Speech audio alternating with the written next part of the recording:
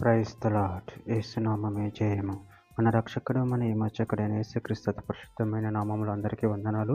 చిన్న ప్రార్థన ద్వారా ఉదయకాల వాక్య భాగం ధ్యానించుకుందాము. పరిశుద్ధుడ మహాగణుడు అయిన దేవ యేసయ్య, సర్వాధికారైన మీకే వేలాది వందనములు కృతజ్ఞత స్తుతులు చెల్లించుకుంటున్నాను. దేవ ఉదయకాలం ప్రభు వాక్య భాగం ధ్యానిస్తుండగా వాక్య భాగం మాకు అర్థమవులు సహాయం చేసి మీ కృపలో బలపరిచి మీకు మాదిరిగా మమ్మల్ని నడిపించమని చిన్న ప్రార్థన యేసు నామములో అడిగి వేడుకుంటున్నాను తండ్రి. Amen amen. అపోస్తల కార్యముల గ్రంథం 10వ అధ్యాయం 2వ వచనము.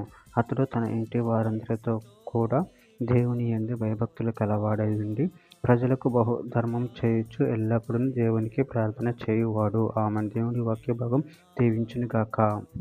ప్రభువునందు ప్రియులారా, ఇక్కడ వాక్య భాగంలో గమనించినట్లయితే అతడు తన ఇంటి వారందరితో కూడా దేవుని యందు భయభక్తులు గలవాడై ఉండి ప్రజలకు బహుధర్మము చేయొచ్చు ఎల్లప్పుడూ దేవునికి ప్రార్థన చేయువాడు. అదేవిధంగా వాక్య భాగంలో గమనించినట్లయితే యెహోషువ గ్రంథం 24వ అధ్యాయం 15వ వచనం. యెహోవాను సేవించడం మీ దృష్టికి కీడని తోచని యెడల మీరు ఎవరిని సేవించుతారో నది ఆదరణ మీ పితరులు సేవించిన దేవతను సేవించుతారో అమోరీయుల దేశంలో మీరు నివసించుచున్నారే వారి దేవతలను సేవించుతారో నేడు మీరు కోరుకునడి. మీరు ఎవరిని సేవింపకోరినో నేనును నా ఇంటి వారును యెహోవాను సేవించుదుమనెను. కొలస్సీయులకు రాసిన పత్రిక 4వ అధ్యాయం 2వ వచనం. ప్రార్థన యందు నిలకడగా ఉండి కృతజ్ఞత గలవారే దాని యందు మెలకువగా ఉండుడి. కీర్తనల గ్రంథం 25వ అధ్యాయం 12వ వచనం. యెహోవా యందు భయభక్తులు గలవాడెవడో వాడు కోరుకొనవలసిన మార్గమును ఆయన వానికి బోధించును. కీర్తనల గ్రంథం 50వ అధ్యాయం 23వ వచనం. స్తుతియాగం అర్పించువాడు నన్ను మహిమపరచుచున్నాడు. నేను వానికి దేవుని రక్షణ కనపరచున్నట్లు వాడు మార్గమును సిద్ధపరచుకొనును. మలాకీ గ్రంథం 3వ అధ్యాయం 16వ వచనం. అప్పుడు యెహోవా యందు భయభక్తులు గలవారు ఒకరితో ఒకరు మాట్లాడుకొనుచుండగా యెహోవా చెవియొగ్గి ఆలకించును. మరియు యెహోవా యందు భయభక్తులు కలిగి ఆయన మా నామమును స్మరించుచు వారికి జ్ఞాపకార్థంగా ఒక గ్రంథం ఆయన సముఖమునందు రాయబడిన.